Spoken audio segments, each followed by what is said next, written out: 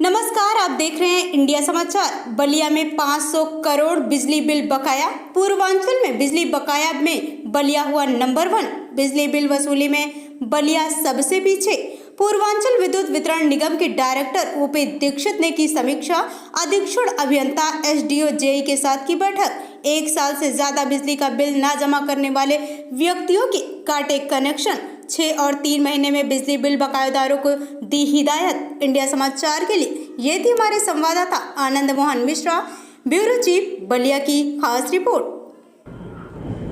Sir, एक अपना introduction और इसके बाद आज आप बलिया आए हुए हैं, किस तरीके का बलिया में आप निरीक्षण कर रहे हैं और क्या है? मेरा नाम ओम प्रकाश दीक्षित है। मैं निदेशक वाणिज्य में हूँ और बनारस में हूँ, मेरा हेडक्वार्टर। इसमें जो बलिया आने का उद्देश्य ये है कि हमारे पूर्वांचल में जो रेवेन्यू की पोजीशन है, रेवेन्यू रियलाइजेशन है, बलिया में सबसे कम है।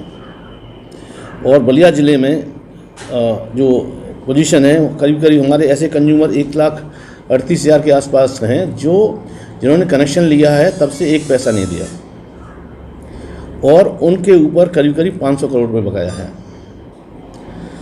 हम कॉल करा रहे हैं, कंज्यूमर को रिक्वेस्ट कर रहे हैं, उपभोक्ताओं को कि भाई आप पैसा दीजिए, क्योंकि हमारी भी पोजीशन है, हम भी कहीं से इलेक्ट्रिसिटी परचेज करते हैं, जनरेटर को देना होता है, हमारे भी अपने एक्सपेंसेस हैं।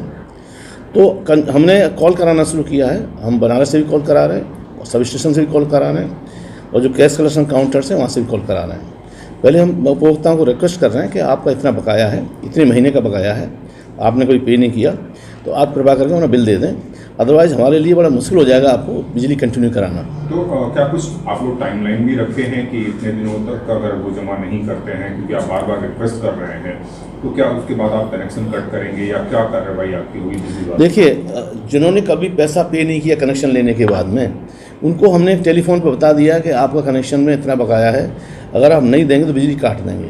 अगर वो बिजली पैसा नहीं देते इसके बावजूद भी तो हमें फिर कनेक्शन टेम्परेरी कनेक्शन कर रहे हैं, काट रहे हैं। हम कनेक्शन काट के हम उनको ये बता रहे हैं कि आप पैसे जमा हो जाएगा तो आपका हम कनेक्शन जोड़ देंगे।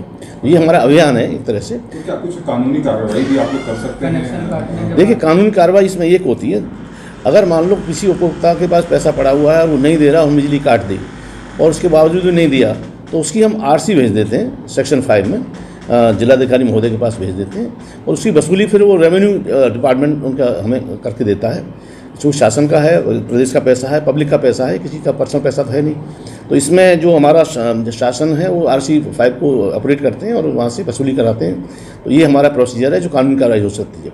इसमें एक बार बताना चाहता हूँ, हमारा फोकस ये है कि जिन लोगों ने 1 साल से ऊपर पैसा नहीं दिया, पहले हम उनको रिक्वेस्ट कर रहे हैं और उनको हमें कह रहे हैं कि आप पैसा दीजिए, 1 साल से ऊपर हो गया।